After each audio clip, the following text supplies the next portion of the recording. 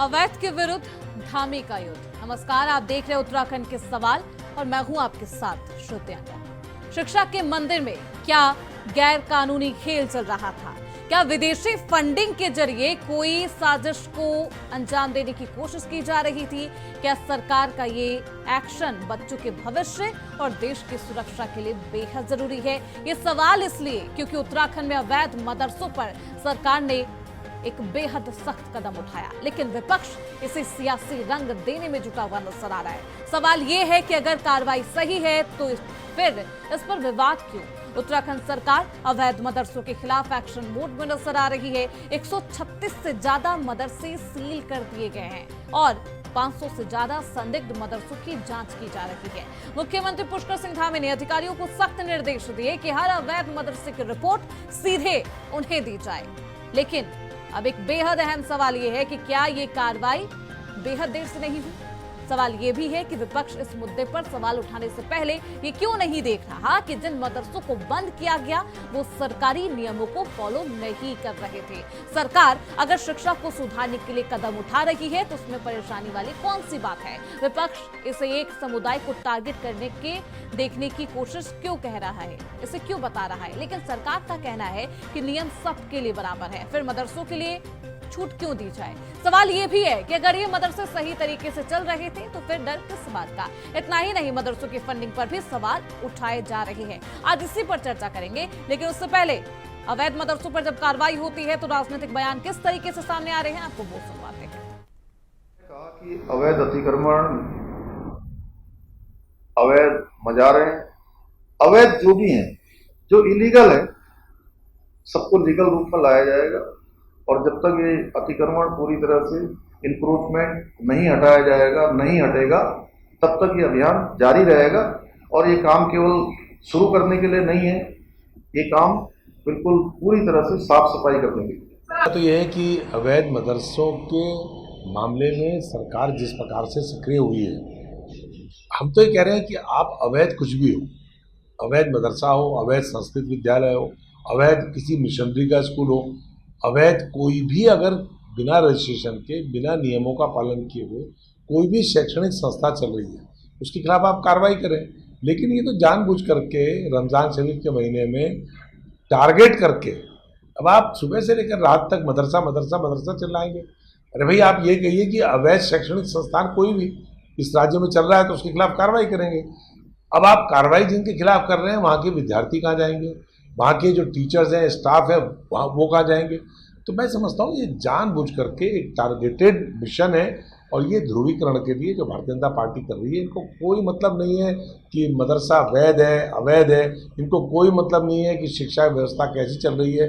इनको केवल और केवल मकसद इनका ये है कि मदरसा लेकर के जब मदरसा बोलते हैं तो मुसलमान सामने नजर आता है और उसको टारगेट करो और ध्रुवीकरण करो, इसके अलावा इनका कोई मकसद। उत्तराखंड राज्य के माननीय मुख्यमंत्री श्री पुष्कर सिंह धामी जी एक न्यायप्रिय, विकास पुरुष और उत्तराखंड राज्य को एक आदर्श राज्य स्थापित करने में जो उनकी लगातार कोशिशें हैं और ये 3 वर्ष उनके उपलब्धियों से भरे हुए हैं।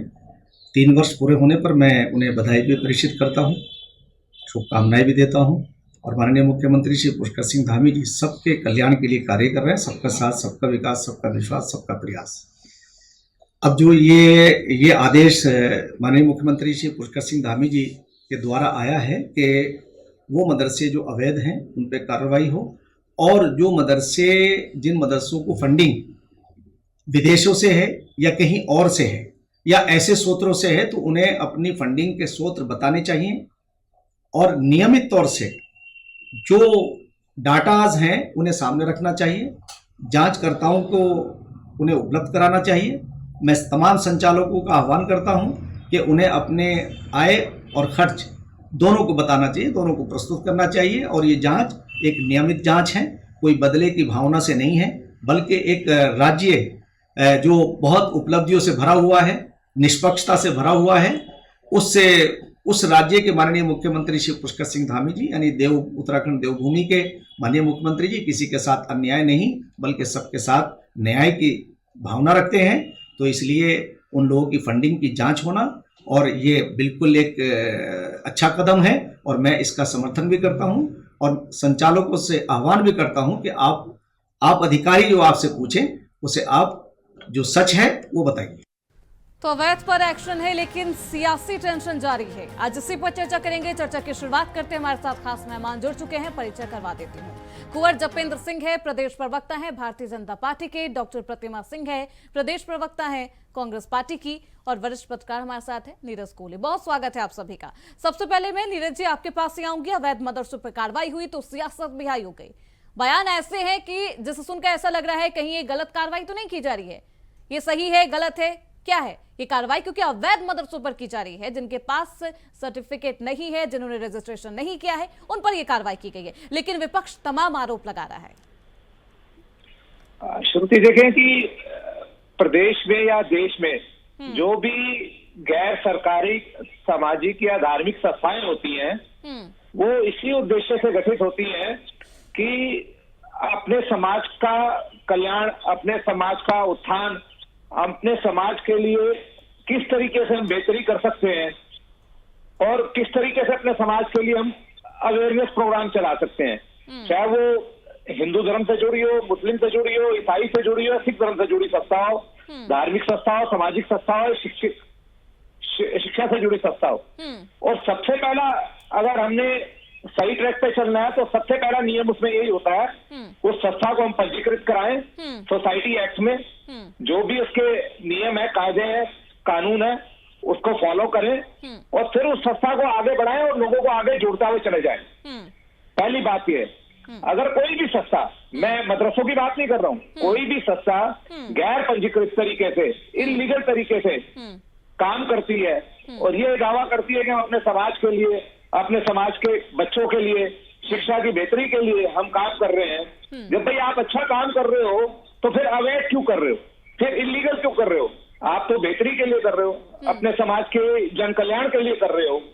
तो जब एक हमारे राज्य में समाज कल्याण विभाग भी है, मदरसा बोर्ड भी है, वक्फ बोर्ड भी है, सरकार का एक बड़ा, सबसे बड़ा महकमा समाज कल्याण, उसके साथ साथ 2 एजेंसियां भी है आपके पास और सारे प्रोविजन बने हुए हैं, प्रावधान बने हुए हैं कि भैया आप अपनी संस्था को पंजीकृत कराइए, सरकार आपको मदद भी करेगी और फिर आपको जो करना है वो करो।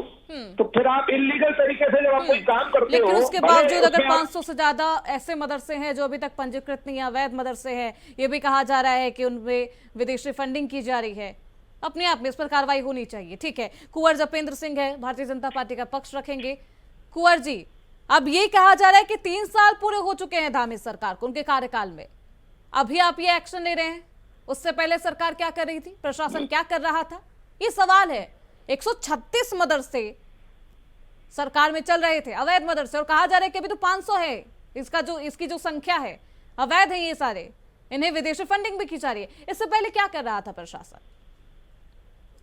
तो पक्ष रखेंगे ही, सरकार का पक्ष रखने के साथ साथ हम समाज का पक्ष रखेंगे और नीरज जी की बात को आगे बढ़ाएंगे। नीरज जी तो कोई भारतीय जनता पार्टी के या किसी राजनीतिक दल के प्रवक्ता नहीं है, एक पत्रकार है, एक न्याय संगत बात इन्होंने करी है। इसी तरह अगर कहीं पे भी आप देखेंगे कि मंदिर हैं तो मंदिर रजिस्टर्ड हैं। अब उन मंदिरों के अंदर सनातन की शिक्षा दी जा रही है, धार्मिक कार्य किए जा रहे हैं, समाज के काम किए जा रहे हैं, तो वो मंदिर रजिस्टर्ड है।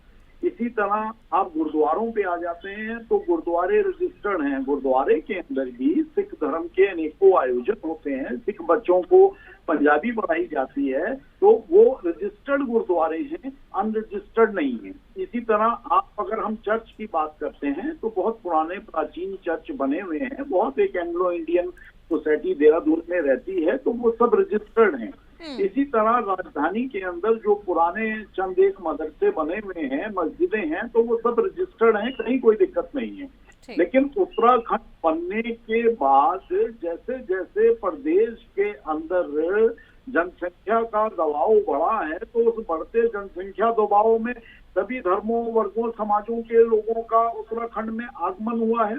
तो जब मंदिर रजिस्टर्ड हो सकते हैं, गुरुद्वारे रजिस्टर्ड हो सकते हैं, गिरजा रजिस्टर्ड हो सकते हैं, जैन समाज से संबंधित वो संस्थान रजिस्टर्ड हो सकते हैं, तो सरकार इतना ही तो कह रही है कि मैं समझ गई कानून के तहत कुंवर जी समझ गई। 450 ऐसे मदरसे हैं जो पंजीकृत है, रजिस्टर है, लेकिन 500 ऐसे मदरसे हैं, अवैध मदरसे हैं जो रजिस्टर्ड नहीं है।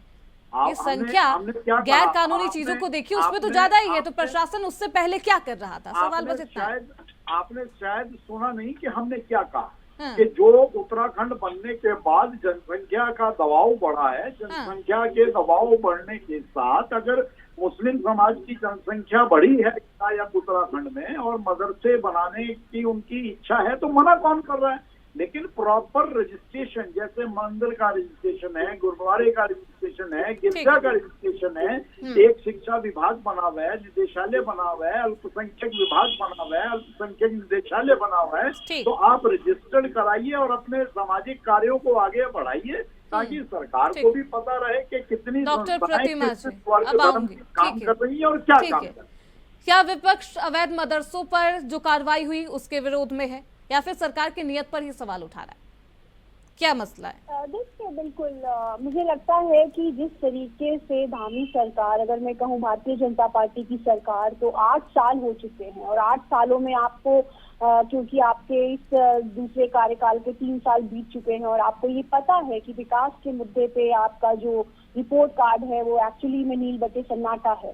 तो यही वजह है कि अब जो है आप अवैध मदरसों की बात कर रहे हैं, और ये मैं अवैध नहीं कहूँगी, अवैध कहना गलत है। देखिए, कई जो मदरसा संचालक हैं जिन जो विरोध कर रहे हैं, उनका ये कहना है कि उन्होंने रजिस्ट्रेशन के लिए कई जो है लोग हैं जो ये कह रहे हैं कि रजिस्ट्रेशन के लिए उन्होंने अप्लाई किया हुआ है और विभाग के तरफ से अभी तक उस पर कोई कार्रवाई नहीं हुई है। तो मुझे लगता है कि अगर आपका विभाग अच्छे से कार्य नहीं कर रहा है और जिन लोगों ने रजिस्ट्रेशन के लिए अप्लाई किया हुआ है विद ऑल डॉक्यूमेंटेशन, तो अगर आपके विभाग की तरफ से अगर देरी हो रही है तो उसमें मदरसा संचालकों की क्या गलती है? और आप इस तरीके के जो सील करने का कार्य कर रहे हैं, मुझे लगता है इससे आप छात्रों का जो मौलिक अधिकार है, जिससे शिक्षा का अधिकार है, उसका हनन करने का कार्य कर रहे हैं। और एक देखिए बड़ी छोटी सी बात है कि आप जब भी आपको लगता है चुनाव नजदीक आते हैं या कुछ ऐसा होता है, आपको सांप्रदायिकता और ध्रुवीकरण जो है याद आता है। मुझे अपनी बात खत्म कर लेने दीजिए। देखिए, बिल्कुल, अभी मैं आपको एक जो जमीयत उलेमा हिंद के अध्यक्ष हैं जो है अरशद मदनी जी, उन्होंने एक स्टेटमेंट दिया है कल ही कि ये जो भी इस तरीके का जो वैध हैं, जिन्होंने रजिस्ट्रेशन के लिए अप्लाई किया है, उनको रजिस्ट्रेशन मिला नहीं है और उनको अगर सील किया जा रहा है इलीगल तौर पर, सिर्फ ठीक है, रजिस्ट्रेशन के लिए अप्लाई किया लेकिन रजिस्टर्ड नहीं है, रजिस्टर्ड नहीं है तो अवैध नहीं कहलाएगा, ये आप कहना चाहते हैं? बिल्कुल, आप समझिए एग्जैक्टली। और उन्होंने सुप्रीम कोर्ट में इसकी जो है अर्जी दायर की है और उनकी सुनवाई मुझे नीरज जी हमारे साथ है। कुंवर जी आपके पास होंगे, लेकिन नीरज जी से एक सवाल ले लेती हूँ। नीरज जी, रजिस्ट्रेशन के लिए अप्लाई किया है, रजिस्टर्ड अभी नहीं है लेकिन अप्लाई तो कर दिया, इसलिए अवैध कहना अच्छी बात नहीं है, इसे अवैध कहना गलत है। देखिए, इसमें श्रुति 3 तरह की बात है। ये बिल्कुल प्रतिमा जी की एक बात ठीक है, इसमें 2 तरह की कैटेगरी है। एक तो ऐसे हैं जो लंबे अंतराल से चल रहे हैं, इलीगल चल रहे हैं, जिनके पास कोई दस्तावेज नहीं और जिन्होंने पंजीकरण के लिए आवेदन नहीं किया है। दूसरा यह है कि अगर कुछ लोगों ने पंजीकरण के लिए आवेदन किया और उनको डिपार्टमेंट रिस्पॉन्स नहीं दे रहा, तो उसमें कमी सिस्टम की है, तो उसमें सिस्टम पर भी सवाल उठता है। तीसरी बात यह है कि समाज कल्याण विभाग, वक्फ बोर्ड, मदरसा बोर्ड, अल्पसंख्यक महकमा, इन चारों महकमों का लगभग अगर देखेंगे तो एक ही काम है। और ये क्या कर रहे हैं फिर? अगर इस तरीके से हमारे यहाँ बड़े पैमाने पर इलीगल मदरसे चलते हुए पकड़े जाते हैं और सरकार के पास इनपुट आता है, तो इनको खाली हमने सफेद आदि की तरह खड़ा करा हुआ है। ये भी सिस्टम में खोट है, ये भी सब चीजें ठीक होनी चाहिए। फिर इनका मतलब ही खत्म हो गया, फिर इनका उद्देश्य खत्म हो गया। अब आऊंगी कुंवर जी, ठीक है, अब अपनी बात रखिए कुंवर जी, ये सिस्टम में खोट है। देखिए, एक नियमावली बनी हुई है, हर चीज के लिए नियम कायदे कानून होते हैं और उन नियम कायदे कानूनों को जो पूरा करता है उसे विभाग स्वीकृति देते हैं। हाँ, लेकिन ये जरूर है कि पूर्ववर्ती सरकारों ने इस पे कोई ध्यान ही नहीं दिया। अपनी वोट बैंक की राजनीति के लिए वो अवैध रूप से चलते हुए मदरसों पर आंखें मूंदे रहे। आप हम पर ये आरोप लगा सकते हैं कि आप देर से क्यों जागे, ये बिल्कुल हम स्वीकार करते हैं कि आप बिल्कुल ये आरोप लगा सकते हैं कि आप देर से क्यों जागे, लेकिन जागे थे, देर आए, दुरुस्त आए, जब ये घटनाक्रम निकलकर सामने आए, शिकायतें बिल्कुल। मिलने लगी, उसके और कोई काफी तरह के इंसिडेंट निकलकर सामने आए, तो लेकिन सरकार जागी। हाँ, आप ये जरूर आरोप लगा सकते हैं और हम उस आरोप को स्वीकार भी करते हैं कि सरकार थोड़ा देर से जागी, लेकिन जागी। लेकिन जो बच्चे उस मदरसे में पढ़ाई कर रहे थे, शिक्षा ले रहे थे, उनका क्या, उनके फ्यूचर का क्या कुंवर जी? इनके फ्यूचर की बात कर रहे हैं। हाँ, जो मदरसे में बच्चे शिक्षा ले रहे थे। देखिए, हाँ, आप और हम ये बहुत अच्छे से जानते हैं कि आज के समय में बच्चों को किस तरह की शिक्षा की आवश्यकता है, चाहे वो किसी समाज, किसी भी धर्म के बच्चे हों। आप जब एक 5th क्लास तक का प्राइमरी स्कूल भी कहीं खुलता है तो वो भी शिक्षा निदेशालय के तहत पंजीकृत किया जाता है, नियमावली के तहत वो काम करता है। उसके बाद जूनियर हाई स्कूल आ गए, हाई स्कूल आ गए, इंटर कॉलेज आ गए, कॉलेजेस आ गए। तो ये कहना कि सिर्फ एक धार्मिक शिक्षा से वंचित थोड़े समय के लिए बच्चा रह जाएगा तो वो भारतवर्ष का एक अच्छा नागरिक नहीं बन सकता, उत्तराखंड का एक अच्छा नागरिक नहीं बन सकता, ये बेमानी होगा। आप काम करिए, देखिए बिल्कुल मुझे लगता है और हम भी चाहते हैं कि मुस्लिम कुंवर जी भारतीय बने और एक अच्छे नागरिक। Let me speak. देखिए, बिल्कुल मुझे लगता है जपिंदर जी ने अपनी ही बात में जो है मुझे लगता है विरोधाभास करने का कार्य किया है। आप ये कह रहे हैं, एक तरफ इन्होंने न्यू गाइडलाइंस की बात करी, जपिंदर जी सुनने का भी मादा रखा करिए, मुझे लगता है सुनने का भी मादा रखिए, सुनने का भी मादा रखिए। जपेंद्र जी, आप बात सुन लीजिए, आप दोनों एक दूसरे से बहस करने नहीं आए, आप उनको अपना पक्ष रखने दीजिए। सुनिए कुंवर जी, सुनिए, ठीक है, आप सुनिए, जवाब दीजिए प्रतिमा जी। इन्होंने नई गाइडलाइन की बात करी, आपने नई गाइडलाइन की बात करी और दूसरी तरफ आप ये कह रहे हैं कि मदरसों में जो है धार्मिक शिक्षा से बच्चे आगे नहीं बढ़ सकते। आप समझिए नई गाइडलाइन क्या कहती है। नई गाइडलाइन ये कहती है कि मदरसों में भी एनसीईआरटी का जो कोर्स है वो चलाना मदरसा संचालक की जिम्मेदारी बनती है।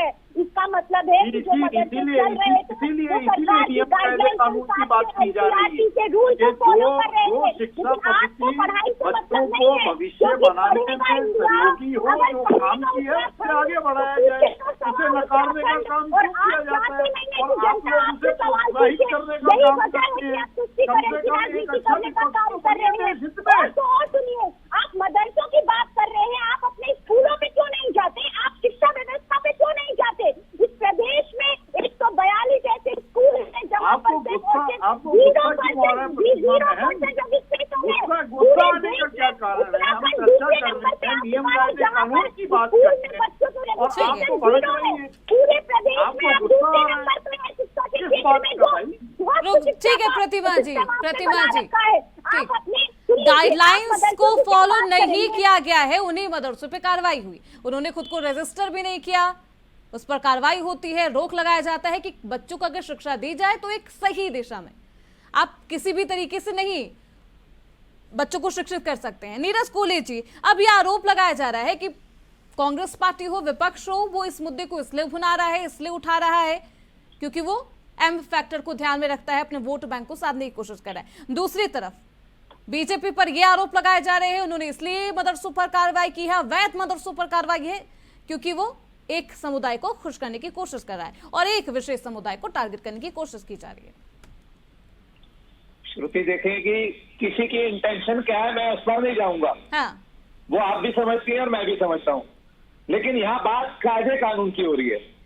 अगर कोई, मैंने कहा ना, कोई भी चीज लीगल रूप से चलती है, कोई सत्ता किसी भी वर्ग भी हो, किसी भी समाज से जुड़ी भी हो, चाहे वो हिंदू धर्म से जुड़ी हो, सिख धर्म से जुड़ी हो, ईसाई धर्म से जुड़ी हो, मुस्लिम धर्म से जुड़ी हो, वो 100% गलत अगर वो इलीगल चलती है, अगर वो नियम कायदे के विपरीत चलती है, वो गलत है, वो गलत है।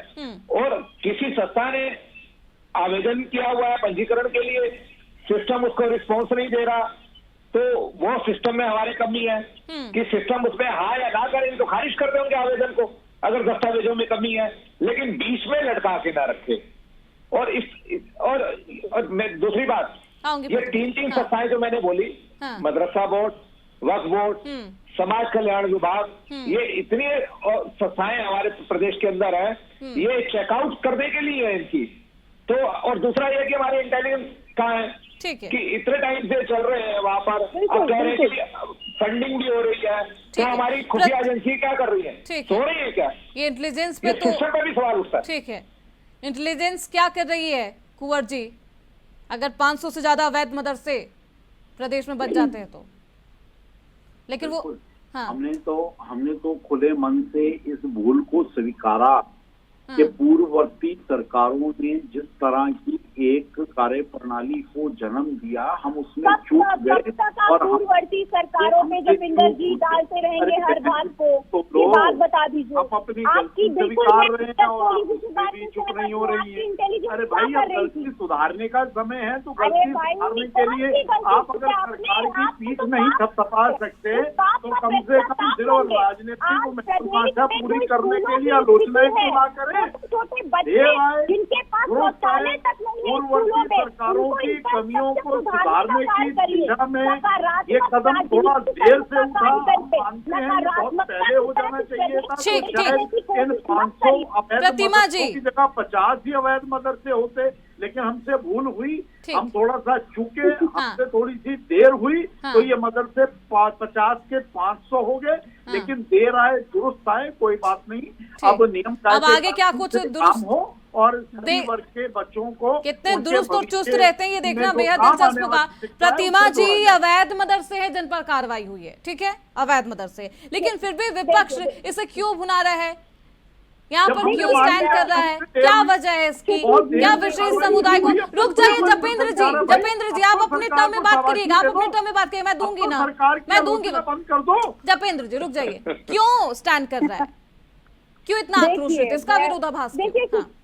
शिल्पी जी, एक बात मैं आपको बताऊं, देखिए कांग्रेस पार्टी, हम हमेशा जो मुद्दे, देखिए जब भारतीय जनता पार्टी जन विरोधी कृत्य करती है, क्योंकि जनता ने हमें विपक्ष में बिठाया है, हम भारतीय जनता पार्टी को याद दिलाने का कार्य करते हैं कि ये आपके दायित्व नहीं है जो आप कर रहे हैं, आपको जनता के हितों के लिए कार्य करना है। अरे ठीक है, मैंने कहा रजिस्ट्रेशन प्रोसेस में अगर आपकी तरफ से डिले है, आप उस पर कोई काम नहीं कर रहे, क्या हम एक लॉ जस्टिस की बात करते हैं, ड्यू प्रोसेस ऑफ लॉ की बात करते हैं, शायद पता होगा, ये बैठे हैं यहाँ पे भारतीय जनता पार्टी के प्रवक्ता।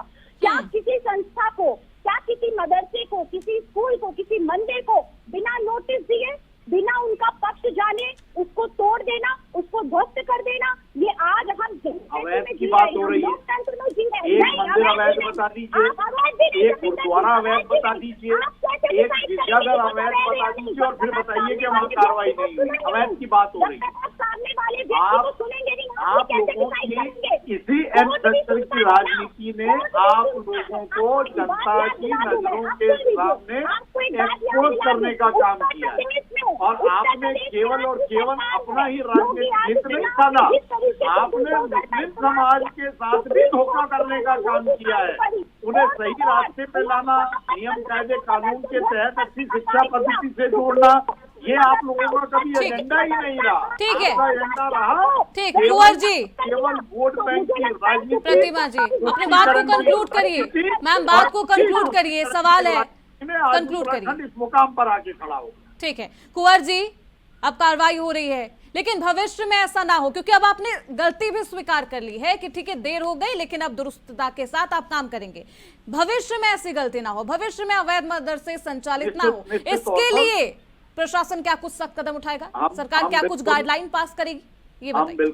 हम बिल्कुल यकीन दिलाते हैं कि भविष्य में इस तरह की देरी नहीं होगी। इस तरह से जो अभी देर की वजह से 50 की संख्या 5 नीरज कोहली जी, और ये किसी भी समाज के साथ ऐसा ना हो, नियम कायदे कानून के साथ चीज आगे बढ़े। मैं फाइनल कमेंट चाहूंगी सर, भविष्य में ऐसा ना हो, कोई भी चीज अवैध, कोई भी ऑर्गेनाइजेशन अवैध कार्य ना करे, इसके लिए प्रशासन को क्या कुछ नियम बनाने चाहिए, किस तरीके से कार्रवाई करनी चाहिए? देखिए श्रुति की सबसे बड़ी गलती करना और गलती को स्वीकार करना। कुंवर जपेंद्र जी ने बहुत ईमानदारी के साथ इस बात को स्वीकार करा कि यहाँ भाई 50 से 500 हो गए तो कहीं ना कहीं हमारी चूक रही, लेकिन अब इस गलती को दुरुस्त करेंगे और आगे फॉर फ्यूचर में, भविष्य में इस तरह की चीजें नहीं होंगी। तो उनकी बात पे विश्वास और भरोसा करना होगा। तीसरा ये कि हमारे सिस्टम को सालों बाद नहीं जागना चाहिए, कि 2 साल 4 साल 6 साल से कोई चीज चल रही है, पनप रही है, और उसके बाद हम 6 साल के बाद जाके हम अटैक करेंगे, इलीगल हो गई। तो इस सिस्टम का जो सुराख है, ये सिस्टम की कमी है। बिल्कुल, सिस्टम को सख्त रखना होगा, ये जिम्मेदारी है जो भी जिम्मेदार हैं इसके। बहुत शुक्रिया नीरज कोहली जी, समय का अभाव इसलिए आपका पूरा पक्ष नहीं सुन पाऊंगी सर। कुंवर जपेंद्र जी, डॉक्टर प्रतिमा सिंह जी, आप सभी का बहुत शुक्रिया इस चर्चा में बने रहने के लिए, अपनी बातों को रखने के लिए। तो अवैध के विरुद्ध धामी सरकार का ये युद्ध अभी भी जारी है, लेकिन इस पर खूब सियासत की जा रही है। हालांकि आगे क्या कुछ कार्रवाई होती है, कितने खुलासे और अहम खुलासे सामने आते हैं, ये देखना बेहद दिलचस्प होगा। इसी के साथ आज की इस चर्चा में बस इतना ही। देखते रहिए।